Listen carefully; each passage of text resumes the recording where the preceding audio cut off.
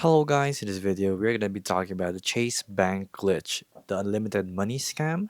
So what this is and how it works.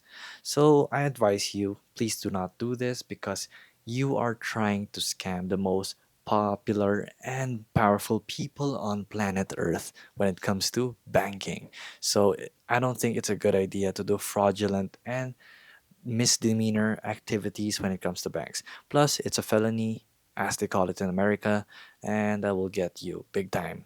So, the answer to this is how it works is sounds like people are just depositing fake checks into their accounts, and then the glitch is allowing them to withdraw the money before it is even verified, and it is just deposited to their account directly, and there you go. It's just that simple. So, this has been solved already since December or November last year.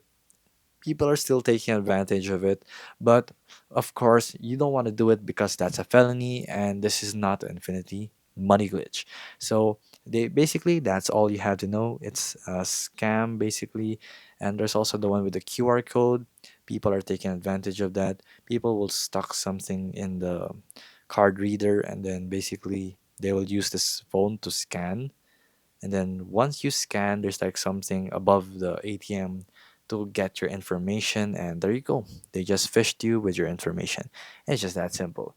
So JP Morgan plans to sue customers over the infinite money glitch ATM scam.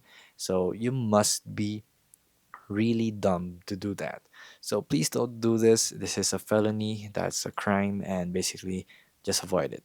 So that is the scam overview, and thank you.